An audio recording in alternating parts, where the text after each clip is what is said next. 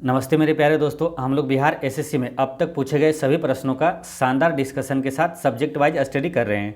जो प्रश्न जिस चैप्टर से पूछा गया है उस चैप्टर में जितने भी अति महत्वपूर्ण प्रश्न हैं वो सभी प्रश्न बताएंगे जो आपके परीक्षा के लिए संभावित प्रश्न रहेगा। साथ में महत्वपूर्ण प्रश्न भी बताएंगे जो परीक्षा में बार बार पूछा जाता है। इससे आपकी बिहार एसएससी के साथ साथ सभी परीक्षाओं के लिए जीके जीएस की शानदार तैयारी हो जाएगी। तो चलिए शुरू करते हैं, और जो लोग पीछे का वीडियो नहीं देखें वो प्लेलिस्ट में जाकर जरूर देख लें। तो आज का पहला क्वेश्चन है कि निम्न में से कौन सा प्राचीनतम गुरुकुल है। तो इनमें से सबसे प्राचीनतम गुरुकुल है तक्षशिला। अब यहाँ से जितने भी इंपॉर्टेंट क्वेश्चन पूछा जाता है तो वो सब देखेंगे।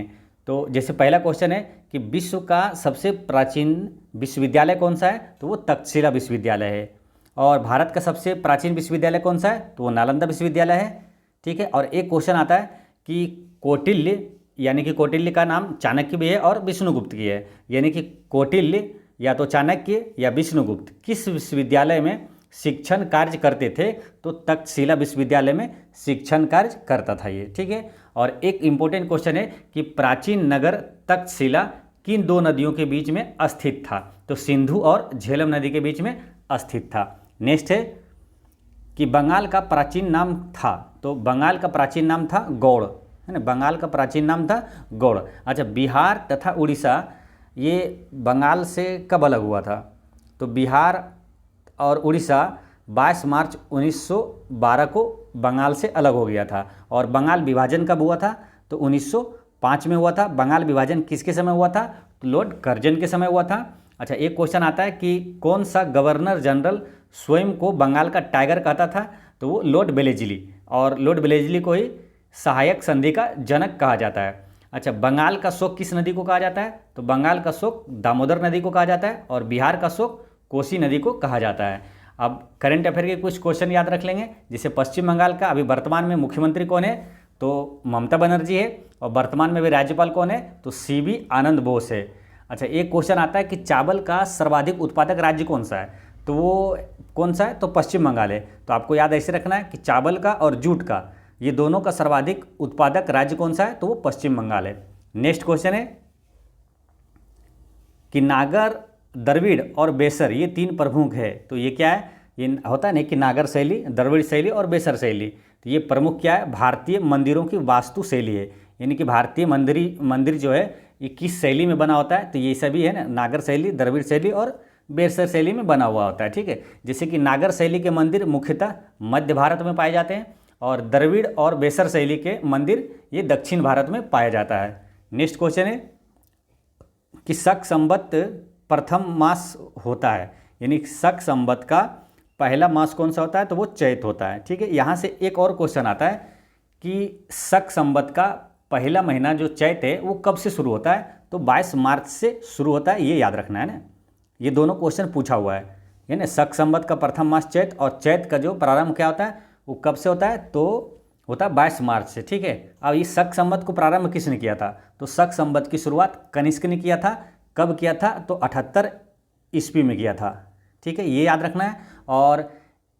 और एक क्वेश्चन है कि भारत का राष्ट्रीय कैलेंडर ये किस संवत पर आधारित है, तो भारत का राष्ट्रीय कैलेंडर भी ये शक संवत पर ही आधारित है। और एक इसी तरह आता है गुप्त संवत, तो गुप्त संवत की स्थापना किसने किया था, तो चंद्रगुप्त प्रथम ने किया था। कब, तो वो 319 ईस्वी में किया था। ये सारे इंपॉर्टेंट क्वेश्चन है, तो आपको याद रखना है। नेक्स्ट है कि नगर कोझिकोड कहलाता था, तो नगर कोझिकोड ये क्या कहलाता था, तो कालीकट कहलाता था। ठीक है। और ये कालीकट है कहाँ, तो ये केरल राज्य में है ना, कालीकट है केरल में। अब कालीकट से एक और क्वेश्चन आता है कि पुर्तगाली यात्री वास्को डी गामा भारत में कहाँ आया था, तो ये केरल के कालीकट पर ही आया था 1498 ईस्वी में। और एक क्वेश्चन है कि वास्को डी गामा का कालीकट पर स्वागत किसने किया था, तो जमोरिन ने किया था। ठीक है, ये याद रखना है। और सर्वाधिक लिंगानुपात किस राज्य का है, तो वो केरल का है। सर्वाधिक साक्षर राज्य कौन सा है, तो वो केरल है। और सर्वाधिक रबर का उत्पादन कहाँ होता है, तो केरल में। और सबसे ज़्यादा इलायची का उत्पादन केरल में, और सबसे ज़्यादा काली मिर्च का उत्पादन वो भी केरल में होता है। यानी कि सबसे ज़्यादा रबर, इलायची और काली मिर्च ये तीनों उत्पादन का प्रथम कौन सा राज्य है, तो वो केरल है। और करेंट अफेयर में क्वेश्चन आएगा आपसे कि कोरोना का पहला मामला किस राज्य में आया था, तो वो केरल में ही आया था। और कोरोना से पहली मृत्यु हुई थी वो कर्नाटक में हुआ था। अच्छा, केरल का अभी वर्तमान में मुख्यमंत्री कौन है? तो पिनराई विजयन है, और केरल का वर्तमान राज्यपाल आरिफ मोहम्मद खान है। केरल की राजधानी तिरुअनंतपुरम है। नेक्स्ट है कि चोल प्रशासन की मुख्य विशेषता क्या थी? तो चोल प्रशासन की मुख्य विशेषता थी ग्रामीण स्वायत्तता। चोल प्रशासन की मुख्य विशेषता क्या थी? तो ग्रामीण स्वायत्तता थी। चोल वंश का संस्थापक कौन था? तो विजयालय था। और एक इम्पोर्टेंट क्वेश्चन आता है यहाँ से कि बृहदेश्वर मंदिर का निर्माण किसने करवाया था? तो चोल शासक राजराज प्रथम ने करवाया था। ठीक है, बृहदेश्वर मंदिर का स्थापना जो है यानी कि इसका निर्माण करवाया था चोल शासक राजराज प्रथम ने करवाया था, इसलिए इसका नाम है ना बृहदेश्वर मंदिर को राजेश्वर मंदिर भी कहा जाता है। तो ये आपको याद रखना है। और एक इम्पोर्टेंट क्वेश्चन ये आता है कि किस चोल शासक ने पूर्ण रूप से श्रीलंका पर विजय प्राप्त की? तो राजेंद्र प्रथम ने प्राप्त किया था ना, राजेंद्र प्रथम ने पूर्ण रूप से श्रीलंका पर विजय प्राप्त किया था। नेक्स्ट है कि निम्नलिखित में से किस स्थान पर सिंधु घाटी सभ्यता का बंदरगाह नगर स्थित है? तो सिंधु घाटी का सभ्यता का बंदरगाह कौन सा है? तो वो है लोथल में। ठीक है, और ये लोथल है कहाँ? तो ये गुजरात में है, ये याद रखना है आपको। और रही बात सिंधु सभ्यता की, तो सिंधु घाटी सभ्यता को और किस नाम से जाना जाता है? तो कांस्ययुगीन सभ्यता भी कहा जाता है और हड़प्पा सभ्यता भी कहा जाता है। इसका काल कितना था? तो 2350 ईस्वी से 2350 ईसा पूर्व से 1750 ईसा पूर्व इसका काल था। ठीक है ना, हड़प्पा सभ्यता या तो सिंधु सभ्यता का, तो ये ध्यान रखना है। और सिंधु सभ्यता की खोज किसने किया था? तो दयाराम साहनी ने किया था, 1921 ईस्वी में किया था। और ये हड़प्पा सभ्यता जो है ये किस नदी के किनारे है? तो रावी नदी के किनारे है। और एक क्वेश्चन आता है कि हड़प्पा सभ्यता के लोग मुख्य रूप से किस धातु का प्रयोग करता था? तो कांसा का सबसे ज़्यादा प्रयोग करता था, इसलिए इसे कांस्ययुगीन सभ्यता भी कहा जाता है। और अच्छा, मानव ने सर्वप्रथम किस धातु का प्रयोग किया था? तो मानव ने सर्वप्रथम तांबा धातु का प्रयोग किया था। एक क्वेश्चन इंपॉर्टेंट है यहाँ पर कि हड़प्पा की मुहरें ज़्यादातर किसकी बनी थी? तो हड़प्पा की मुहरें ज़्यादातर सेल खड़ी की बनी थी ना, सेल खड़ी या तो सील खड़ी की बनी थी। तो ये ध्यान रखना है, सील खड़ी की बनी थी। नेक्स्ट है कि प्राचीन हिंदू विधि के लेखक किसको माना जाता है? तो प्राचीन हिंदू विधि का लेखक माना जाता है मनु को। ठीक है, यहाँ से 2-3 क्वेश्चन इंपॉर्टेंट आता है। पहला है कि सबसे प्राचीन स्मृति कौन सा है? तो वो है मनु स्मृति। ठीक है, और मनु स्मृति का संबंध किससे है? तो वो विधि से है या कानून से है। ठीक है, ये याद रखना है। और एक क्वेश्चन ऐसे भी पूछ लिया जाता है कि सबसे प्राचीन विधि ग्रंथ कौन सा है? तो वो मनु स्मृति है। तो इतने सारे चीज़ें आपको याद रखना है। देखिए, अगर कॉपी में सारे चीज़ें ये इंपॉर्टेंट फैक्ट्स जो भी बता रहा हूँ मैं वो काफ़ी इंपॉर्टेंट है, अगर कॉपी में नोट करते जाते हैं तो बहुत अच्छा है, अन्यथा 2 बार वीडियो अगर देख लेंगे तो याद भी हो जाएगा। नेक्स्ट है कि चीनी यात्री फाहियान किसके शासनकाल में भारत आया था? तो ये फाहियान आया था चंद्रगुप्त विक्रमादित्य के समय भारत आया था। चंद्रगुप्त विक्रमादित्य बोले या तो चंद्रगुप्त द्वितीय के समय फाहियान भारत आया था। इसी तरह एक इंपॉर्टेंट है, इससे ज़्यादा बार पूछा जाता है वो कि ह्वेनसांग किसके समय भारत आया था? तो ह्वेनसांग हर्षवर्धन के समय भारत आया था। ठीक है, 2 व्यक्ति है, एक फाहियान है और एक ह्वेनसांग। ठीक है, तो ये दोनों में आता है ना कि फाहियान किसके समय आया? तो चंद्रगुप्त द्वितीय के समय आया और ह्वेनसांग हर्षवर्धन के समय आया। तो इसमें दोनों में कभी कन्फ्यूजन ना हो और याद भी रहे तो थोड़ा सा ऐसे रिलेट कर लीजिए, ह्वेनसांग हर्षवर्धन, ह्वेनसांग हर्षवर्धन। ह्वेनसांग किसके समय आया था? तो हर्षवर्धन के समय आया था। ठीक है, अब रही बात यहाँ कनिष्क है, तो कनिष्क से क्वेश्चन इंपॉर्टेंट आता है कि भारतीयों के लिए रेशम मार्ग की खोज किसने किया था? तो कनिष्क ने किया था। और चंद्रगुप्त मौर्य कौन है? तो मौर्य वंश का संस्थापक है। और ये समुद्रगुप्त कौन है? तो इसे भारत का नेपोलियन कहा जाता है। नेक्स्ट है कि भगवान महावीर का जन्म कहाँ हुआ था? तो भगवान महावीर का जन्म हुआ था वैशाली में, और इनकी मृत्यु कहाँ हुई थी? तो ये पावापुरी में हुआ था, है ना, राजगीर के पास है पावापुरी। और गौतम बुद्ध का जन्म कहाँ हुआ था? लुम्बिनी में हुआ था। और गौतम बुद्ध की मृत्यु कुशीनगर में हुआ था। ठीक है, अब दोनों को देखिए, जब भी आप पढ़ेंगे ना तो दोनों को साथ साथ पढ़िएगा, मालूम, क्योंकि ये दोनों है ना कभी कभी कन्फ्यूजन हो जाता है, इसलिए इन दोनों का जब भी पढ़ेंगे साथ साथ पढ़ेंगे तो याद भी रहेगा और कन्फ्यूजन भी नहीं होगा। अगर ईस्वी की बात कर लें, अगर जैसे इनका जन्म कब हुआ तो 540 ईसा पूर्व में हुआ था। ठीक है, महावीर स्वामी का। और गौतम बुद्ध का जन्म कब हुआ था? तो 563 ईसा पूर्व में। ठीक है, ये कभी भूले नहीं आप, और आपको याद भी रहे और कन्फ्यूजन भी ना हो। तो कैसे याद रखना है? देखिए, गौतम बुद्ध है ना, तो गौतम में तो आ रहा है ना, गौतम 63, गौतम बुद्ध का जन्म कब हुआ था? 563 ईसा पूर्व में, है ना, और महावीर स्वामी का 540 ईसा पूर्व में। तो ऐसे याद रख लेना इसको।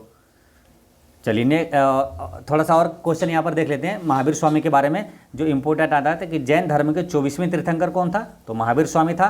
पहले तीर्थंकर कौन थे? तो ऋषभदेव था, जो कि जैन धर्म का संस्थापक था। दूसरे तीर्थंकर था अजितनाथ, और 23वें तीर्थंकर कौन सा था? तो वो पार्श्वनाथ था, है ना। तो ज़्यादा बार पूछा जाता है 23वें तीर्थंकर का कौन था? तो पार्श्वनाथ था। ये क्वेश्चन ज़्यादा रिपीट होता है ना। और एक महावीर स्वामी का ये ज़्यादा रिपीट होता है, पूछा जाता है ये भी, है ना, पहले तीर्थंकर कौन थे या तो जैन धर्म के संस्थापक कौन थे। ठीक है, तो ये सारी चीज़ें आपको याद रखना है। नेक्स्ट है कि चाणक्य किस राजा का मुख्य सलाहकार था, है ना। तो चाणक्य ये किसका था? तो चंद्रगुप्त मौर्य का मुख्य सलाहकार था। और चाणक्य को और किस नाम से जाना जाता है? तो चाणक्य को ही कौटिल्य कहा जाता है और विष्णुगुप्त भी कहा जाता है। ठीक है, और इससे एक इम्पोर्टेंट क्वेश्चन आता है कि अर्थशास्त्र पुस्तक के लेखक कौन है? तो ये चाणक्य है। ठीक है, और ये चंद्रगुप्त मौर्य ये कौन था? तो मौर्य वंश का संस्थापक था। और चंद्रगुप्त मौर्य का पुत्र था बिंदुसार, और बिंदुसार का पुत्र था अशोक। और अशोक ने ये क्या किया था? धार्मिक स्तूप और सांची का स्तूप का निर्माण किसने करवाया था? तो अशोक ने ही करवाया था। ठीक है, रही बात हर्षवर्धन, हर्षवर्धन से क्या? ह्वेनसोंग हर्षवर्धन के समय भारत आया था, और भारतीयों के लिए ये रेशम मार्ग की खोज कनिष्क ने किया था। नेक्स्ट है कि सम्राट अशोक के अधिकतर शिलालेख किस लिपि में लिखे गए थे? तो अधिकतर शिलालेख जो है ना, इनका लिखा गया था ब्राह्मणी लिपि में।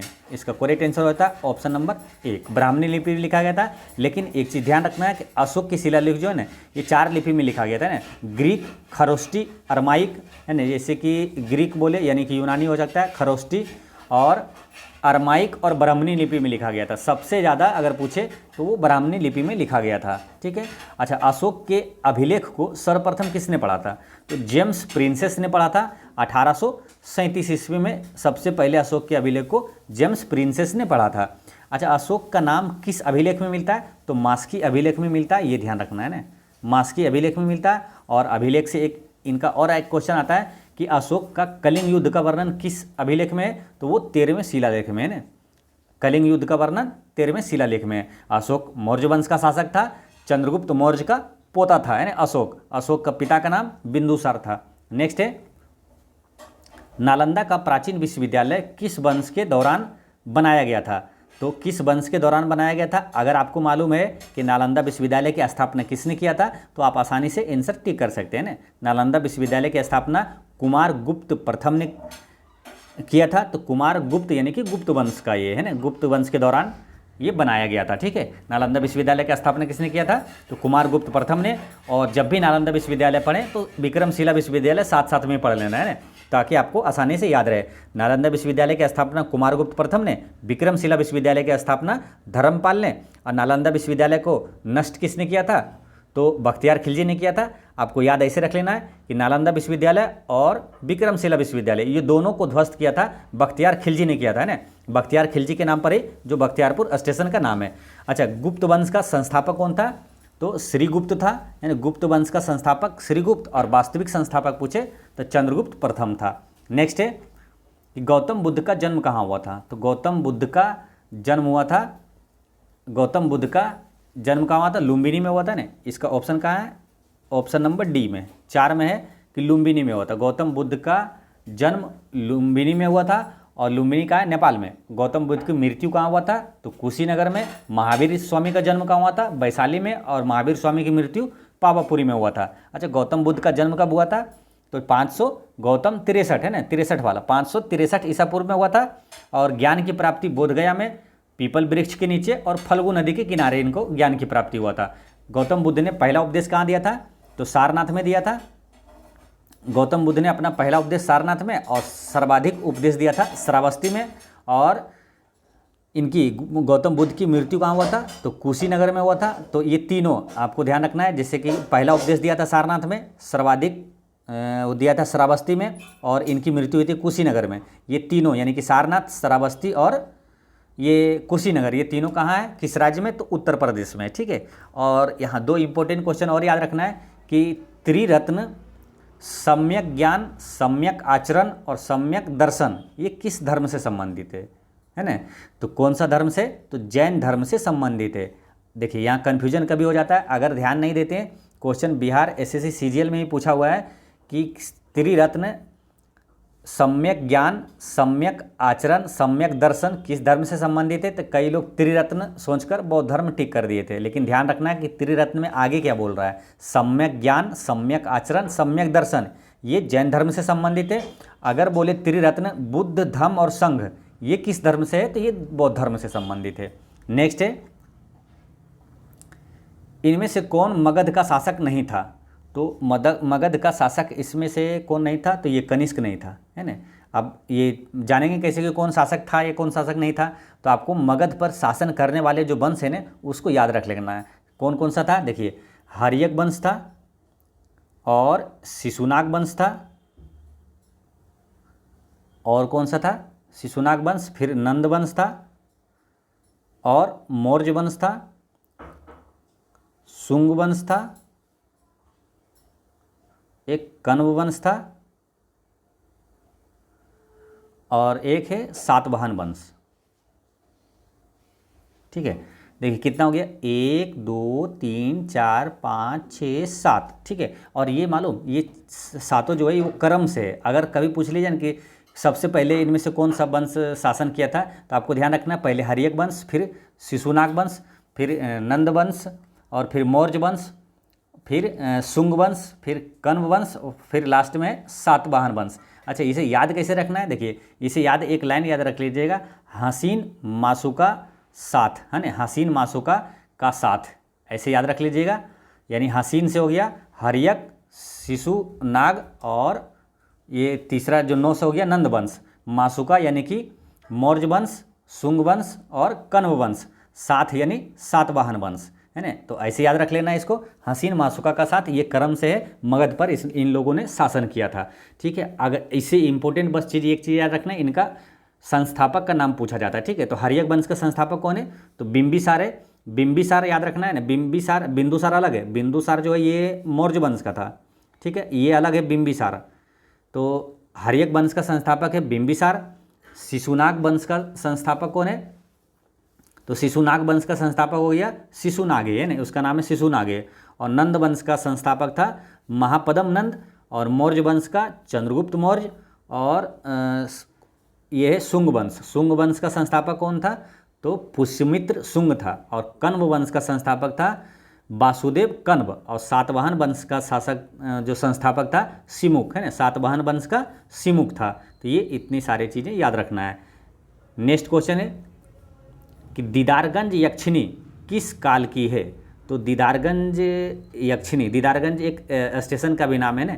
जब आप पटना आइएगा उधर से, किधर से, क्यूल तरफ से, जम्मू क्यूल तरफ से आइएगा पटना, तो दीदारगंज एक स्टेशन का नाम भी मिलेगा। तो दीदारगंज जो कि पटना के पास एक ऐतिहासिक स्थान है, और दीदारगंज से 1917 में यक्षिणी की सुंदर मूर्ति प्राप्त हुई, और विद्वानों के मत में यह मूर्ति जो क्या है मौर्य कालीन है। तो दीदारगंज यक्षिणी किस काल की है, तो मौर्य काल की है। ठीक है, अच्छा यहाँ से एक क्वेश्चन और आता है कि पाटलिपुत्र में स्थित चंद्रगुप्त मौर्य का महल किसका बना हुआ था, तो लकड़ी का बना हुआ था। ये भी इंपॉर्टेंट क्वेश्चन बीपीएससी में पूछा जाता है ना। तो ध्यान रखना है कि लकड़ी का, चंद्रगुप्त मौर्य का जो महल है वो पाटलिपुत्रा में, वो किसका बना था, लकड़ी का बना हुआ था। नेक्स्ट है कि हड़प्पा किस देश में स्थित है। तो हड़प्पा ये कहाँ है, पाकिस्तान में है। ठीक है, अगर पूछे मोहनजोदड़ो कहाँ है, तो वो भी पाकिस्तान में है। तो हड़प्पा और मोहनजोदड़ो ये दोनों कहाँ है, पाकिस्तान में है। तो ये हड़प्पा कालीन कुछ स्थल ये जो कि कहाँ कहाँ, वो भी यही, मतलब वही सब सारी चीज़ें यहाँ पर देख लेते हैं। ठीक ना, तो 2 चीज़ें हो गया, हड़प्पा और मोहनजोदड़ो कहाँ है, पाकिस्तान में है। लोथल कहाँ है, गुजरात में है। कालीबंगा कहाँ है, राजस्थान में। धौलावीरा कहाँ है, गुजरात में। यानी कि ऐसे समझिए फिर से, मोहनजोदड़ो और हड़प्पा ये दोनों पाकिस्तान में है। लोथल और धौलावीरा ये दोनों गुजरात में, कालीबंगा राजस्थान में। नेक्स्ट है कि सारनाथ में स्थित सिंह शीर्ष किस राजा से संबंधित है। तो सारनाथ में किसका, अशोक का स्तंभ है, अशोक का सिंह स्तंभ है। इसका आंसर हो गया अशोक। ठीक है, और इम्पोर्टेंट क्वेश्चन यहाँ पर आता है एक, सारनाथ में जो है ना अशोक का ये चतुर्भुज सिंह स्तंभ है। ठीक ना, और जो भारत का राष्ट्रीय चिन्ह है वो कहाँ से लिया गया है, तो सारनाथ स्थित अशोक के सिंह स्तंभ से ही लिया गया है, ठीक है। और एक क्वेश्चन ऐसे भी पूछ लिया जाता है कि सारनाथ में किस सम्राट का स्तंभ है, तो वो किसका है, तो अशोक का है ना। और धामेक स्तूप कहाँ है, धामेक स्तूप भी सारनाथ में है, जिसका निर्माण अशोक ने ही करवाया था, ठीक है। सारनाथ से एक और क्वेश्चन याद रखिए कि गौतम बुद्ध ने अपना पहला उपदेश कहाँ दिया था, तो सारनाथ में ही दिया था।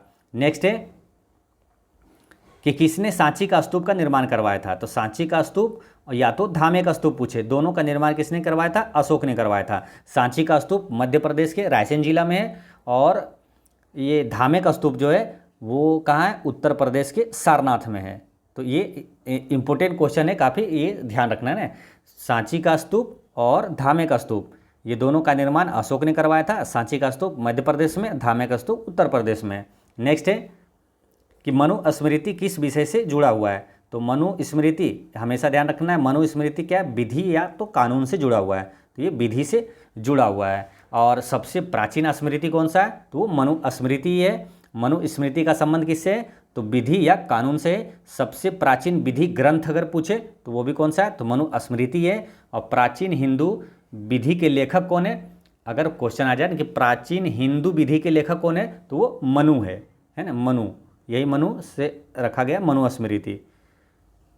नेक्स्ट है कि निम्न में से कौन सा एक बौद्ध धर्म का संप्रदाय नहीं है, तो बौद्ध धर्म का संप्रदाय जैसे कि महायान, ये तो है बौद्ध धर्म का, बाद में ना चौथी जो बौद्ध संगीति में 2 बार विभाजन हो गया था, 2 महायान और हीनयान में हो गया था।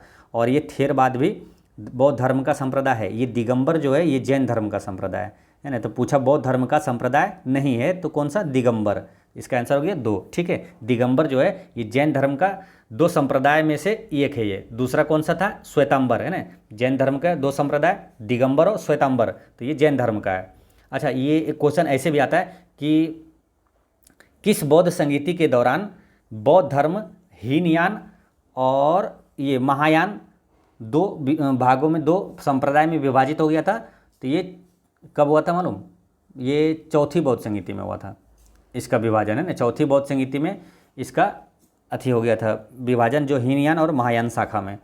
और अच्छा, बौद्ध धर्म का संस्थापक कौन है, तो गौतम बुद्ध है। अच्छा, ये चौथी बौद्ध संगीति अगर बात आई है तो आपको ये याद रखना है, ये पूछा जाता है कि बौद्ध संगीति, 4 बौद्ध संगीति जो है वो कहाँ हुआ और किसके शासनकाल में हुआ, ये दोनों क्वेश्चन पूछा जाता है। तो यहाँ पर उसको देख लेते हैं, ठीक है। तो पहली बौद्ध संगीति कहाँ हुआ था, राजगीर में हुआ था, किसके शासनकाल में, तो अजात शत्रु के शासनकाल में हुआ था। दूसरी बौद्ध संगीति वैशाली में, काला अशोक के शासनकाल में हुआ था। तीसरी बौद्ध संगीति पाटलिपुत्र में, अशोक के शासनकाल में हुआ था। और चौथी बौद्ध संगीति कश्मीर के कुंडलवन में, ये कनिष्क के शासनकाल में हुआ था। नेक्स्ट है कि कौन आयुर्वेद के जनक के रूप में जाना जाता है, तो आयुर्वेद के जनक के रूप में जाना जाता है कौन मालूम, ये है चरक। आयुर्वेद के जनक के रूप में चरक को जाना जाता है, ठीक है। अच्छा, चरक किसके दरबार में रहता था, तो आपको याद करवाए थे कि अश्वघोष और कौन, चरक और नागार्जुन, ये तीनों कनिष्क के दरबार में रहता था, ठीक है। इसे याद ऐसे रख लेना है, अचानक, एक शब्द याद रखना, अचानक, यानी अश्वघोष, चरक और नागार्जुन ये तीनों कनिष्क के दरबार में रहता था, ठीक है। और रही बात किसका, कि इनके ऑप्शन देखते हैं ना, आर्यभट्ट, यहाँ आर्यभट्ट है ना, आर्यभट्ट से क्वेश्चन आता है इंपोर्टेंट कि गुप्त युग के दौरान आर्यभट्ट एक महान क्या था, एक महान गणितज्ञ था, ठीक है। और भारत का पहला जो उपग्रह है, जो किसके नाम पर वो रखा गया उपग्रह, तो आर्यभट्ट के ही नाम पर रखा गया है ना। जो कि भारत का पहला उपग्रह कौन सा है, तो आर्यभट्ट ही है। कब लॉन्च हुआ था, 1975 में। अच्छा, अर्थशास्त्र के लेखक कौन है, तो ये चाणक्य है, जिसे कौटिल्य या विष्णुगुप्त भी कहा जाता है। रही बात ब्राह्मणिर की, तो ब्राह्मणिर से एक ही क्वेश्चन आता है कि बृहत संहिता पुस्तक के लेखक कौन है, तो ब्राह्मणिर है ना। बृहत संहिता पुस्तक के लेखक ब्राह्मणिर है। नेक्स्ट है कि कर्नाटक के सरवनबेलगोला में अवस्थित गोमतेश्वर की मूर्ति एक प्रमुख जैन धर्म स्थल है। इस मूर्ति की ऊंचाई कितनी है ना। इस मूर्ति की ऊंचाई पूछा है, तो ये इस मूर्ति की ऊंचाई कितना मालूम, 57 फीट है ना। गोमतेश्वर में स्थित गोमतेश्वर की मूर्ति की ऊंचाई 57 फीट है। अब यहाँ पर जो है ना क्वेश्चन, यहीं से क्वेश्चन पूछा जाता है क्या मालूम कि गोमतेश्वर की मूर्ति है कहाँ? तो गोमतेश्वर की मूर्ति कहाँ है? कर्नाटक के सरवनबेल गोला में है। और यहाँ से एक क्वेश्चन और आता है कि चंद्रगुप्त मौर्य ने अपना अंतिम दिन कहाँ बिताया था? तो कर्नाटक के सरवनबेल गोला में ही बिताया था। और एक क्वेश्चन ये भी आ जाता है कि चंद्रगुप्त मौर्य ने अंतिम समय में यानी किस धर्म को अपनाया था? तो जैन धर्म को ये अपनाकर और कर्नाटक के सरवनबेल गोला में ये अंतिम दिन बिताया था चंद्रगुप्त मौर्य ने। नेक्स्ट है कि बुद्ध से संबंधित अवसरों से जुड़े प्रतीकों में स्तूप किसका प्रतीक है? तो स्तूप है प्रतीक किसका मालूम? तो ये है मृत्यु का प्रतीक है ना। इसका आंसर है एक, मृत्यु का प्रतीक है। अच्छा, पहला उपदेश का प्रतीक क्या है? तो जो पहला उपदेश दिया था, प्रथम उपदेश, इसका प्रतीक है चक्र। और जन्म का प्रतीक क्या है? तो जन्म का प्रतीक है कमल और बैल, जन्म का प्रतीक। और गृह त्याग का प्रतीक है घोड़ा, है ना, गृह त्याग का प्रतीक है घोड़ा। अच्छा, ये तो प्रतीक हो गया। और इसे क्या कहा जाता है ना, ये भी क्वेश्चन पूछा जाता है। जैसे कि मृत्यु, बुद्ध की मृत्यु को क्या कहा जाता है? तो परिनिर्वाण कहा जाता है। जन्म को तो कुछ भी नहीं कहा जाता है। गृह त्याग को कहा जाता है महाभिनिष्क्रमण, है ना, गृह त्याग को महाभिनिष्क्रमण कहा जाता है। और प्रथम उपदेश को क्या कहा जाता है? पहला उपदेश को कहा जाता है धर्म चक्र परिवर्तन कहा जाता है। तो ये भी ध्यान रखना है आपको। नेक्स्ट है कि गुप्त वंश का अंतिम शासक था। तो गुप्त वंश का अंतिम शासक था स्कंद गुप्त। ठीक है, अब गुप्त वंश से जितने भी क्वेश्चन आता है वो सभी यहाँ पर देख लेंगे, एक बार रिवीजन कर लेंगे। ठीक है, गुप्त वंश का संस्थापक कौन है? श्रीगुप्त है। गुप्त वंश का वास्तविक संस्थापक चंद्रगुप्त प्रथम है। गुप्त संवत की शुरुआत किसने किया था? तो चंद्रगुप्त प्रथम ने किया था 319 ईस्वी में।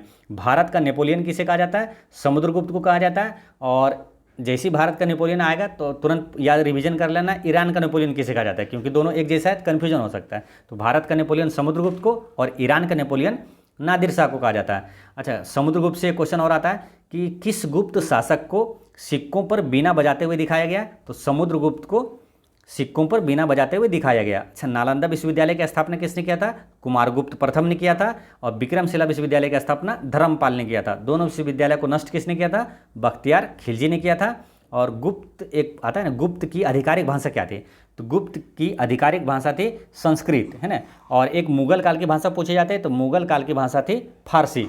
ठीक है, इसे याद ऐसे रख लेना है, गुप्त संस्कृत, गुप्त की भाषा संस्कृत है ना, गुप्त संस्कृत, गुप्त संस्कृत। और मुगल काल की भाषा थी फारसी, इसे याद रख लेना है। मजाक मजाक में दोस्तों को बोलते हैं ना, मुँह फाड़ देंगे, यानी कि मुगल काल की फारसी, तो ऐसे याद रख लेना है। नेक्स्ट है मेगास्थनीज चंद्रगुप्त मौर्य के कार्यकाल में कौन था? तो मेगास्थनीज ये सेल्यूकस निकेटर का राजदूत था, यानी इसका आंसर होता है राजदूत, है ना, सेल्यूकस निकेटर का राजदूत था। और मेगास्थनीज से क्वेश्चन आता है इंपॉर्टेंट, जो कि बार बार रिपीट होता है कि इंडिका पुस्तक के लेखक कौन है? तो इंडिका पुस्तक के लेखक है मेगास्थनीज। इसे याद कैसे रखना है? देखिए, इंडिका को रिलेट कर दीजिए इंडिया से, ठीक है, इंडिया में, और मेगास्थनीज को रिलेट करिए मेगा खनिज, है ना, तो इंडिया में मेगा खनिज है, तो यानी कि इंडिका के लेखक मेगास्थनीज है। अच्छा, मौर्य वंश का संस्थापक कौन था? तो चंद्रगुप्त मौर्य था। नेक्स्ट है कि सत्यमेव जयते यहाँ से लिया गया है। तो सत्यमेव जयते कहाँ से? मुंडको उपनिषद से लिया गया है। ठीक है, भारत का राष्ट्रीय आदर्श वाक्य कौन सा है? तो वो सत्यमेव जयते ही है।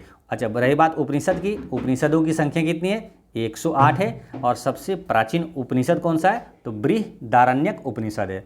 नेक्स्ट है कि कौन अपने आयुर्वेद के ज्ञान के लिए प्रसिद्ध था? तो आयुर्वेद के ज्ञान के लिए ये धन्वंतरी जो है ये प्रसिद्ध था। आयुर्वेद चिकित्सा का जनक किसे माना जाता है? तो चरक को माना जाता है। नेक्स्ट है कि भारत से बौद्ध धर्म की शुरुआत कश्यप मतंगा ने किस वर्तमान क्षेत्र से की थी? तो ये किया था कहाँ से? चीन से, है ना। भारत से बौद्ध धर्म की शुरुआत ये कश्यप मतंगा ने किस वर्तमान क्षेत्र से किया था? तो चीन से किया था। ठीक है, और बौद्ध धर्म का संस्थापक कौन है? तो वो है गौतम बुद्ध, लेकिन चीन से शुरुआत किया था ये कश्यप मतंगा ने। नेक्स्ट है कि आद्य इतिहास देश और इतिहास के बीच की अवधि है जिसके लिए हमारे पास बहुत कम लिखित रिकॉर्ड है। तो आद्य इतिहास जो है ये प्रागैतिहास और इतिहास के बीच की अवधि है जिसके लिए हमारे पास बहुत कम लिखित स्रोत रिकॉर्ड है। इसका आंसर हो गया 2। ठीक है, सिंधु सभ्यता का साक्ष्य जो है वो आद्य ऐतिहासिक ही है। ठीक है, ये ध्यान रखना है। नेक्स्ट है कि जैन धर्म के 23वें तीर्थंकर कौन थे। तो जैन धर्म के 23वें तीर्थंकर कौन थे, तो ये थे पार्श्वनाथ, है ना। इसका करेक्ट आंसर हो गया बी, पार्श्वनाथ। जैन धर्म के 23वें तीर्थंकर पार्श्वनाथ थे। पहले तीर्थंकर कौन थे, तो ऋषभदेव थे, जो कि जैन धर्म का संस्थापक था। और दूसरे तीर्थंकर अजीतनाथ, और 23वें तो ये हो गए, है ना, पार्श्वनाथ। और 24वें जो थे अंतिम, वो था महावीर स्वामी। यानी जैन धर्म में कुल कितने 24 तीर्थंकर थे। ठीक है, तो ये जो 3-4 तीर्थंकर से क्वेश्चन पूछा जाता है ना, पहला, दूसरा, 23वें और 24वें तीर्थंकर से। नेक्स्ट है कि बिंबिसार किस राजवंश का शासक था। तो बिंबिसार किसका था, हर्यक राजवंश का शासक था। हर्यक वंश की स्थापना किसने किया था, तो ये बिंबिसार ने ही किया था। ठीक है, और एक बिंदुसार आता है, वो अलग है ना। बिंदुसार जो आता है वो अलग है, वो क्या है, मौर्य वंश का है ये शासक बिंदुसार, जो कि चंद्रगुप्त मौर्य का पुत्र और अशोक का पिता है ये। ठीक है, अच्छा, बिंबिसार का पुत्र जो था ना वो अजातशत्रु था। ठीक है, तो अजातशत्रु ने बिंबिसार की हत्या कर दिया था। ठीक है, और गद्दी पर बैठ गया। और फिर अजातशत्रु जो था उसका पुत्र उदयन था, तो उदयन ने भी अपने पिता की हत्या करके गद्दी पर बैठ गया। इसलिए हर्यक वंश को पितृहंता वंश कहा जाता है ना। क्वेश्चन अगर आता है कि किस वंश को पितृहंता वंश कहा जाता है, तो हर्यक वंश को कहा जाता है। ठीक है, अच्छा, पाटलिपुत्र की स्थापना किसने किया था, तो अजातशत्रु ने किया था। अजातशत्रु कौन था, तो बिंबिसार का पुत्र था, उदयन का पिता था। ठीक है, पाटलिपुत्र की स्थापना अजातशत्रु ने किया था। और फिर पाटलिपुत्र को मगध की राजधानी के रूप में स्थापना किसने किया था, तो उदयन ने किया था। ठीक है, ये ध्यान रखना है। अगर पूछे मगध के राजधानी के रूप में पाटलिपुत्र की स्थापना किसने किया था, तो उदयन इसका आंसर होगा। लेकिन अगर सिंपल पूछ दे कि पाटलिपुत्र की स्थापना किसने किया था, तो अजातशत्रु ने किया था। तो दोस्तों, इस तरह से बिहार एसएससी में प्राचीन इतिहास से पूछा गया सभी प्रश्न होता है समाप्त। और कल से हम लोग मध्यकालीन इतिहास यानी मेडाइवल हिस्ट्री से पूछा गया सभी प्रश्न देखेंगे। पिछले वीडियो में मैंने आपसे क्वेश्चन पूछा था कि 2024 में बिहार के किस व्यक्ति को भारत रत्न मिला है, तो कर्पूरी ठाकुर को मिला है। और आज का क्वेश्चन है कि किस स्थान पर महावीर स्वामी की मृत्यु हुई थी। तो इसका आंसर आप कमेंट में दीजिएगा। और महावीर स्वामी के बारे में जितना आप जानते हैं वो सारी चीज़ें लिखिएगा। ठीक है, और एक चीज़ हमेशा याद रखना है कि आपकी मुस्कान एक अनमोल खजाना है, इसे छोटी छोटी बातों में खोने ना दें। पढ़ते रहें, मुस्कुराते रहें। जय हिंद दोस्तों।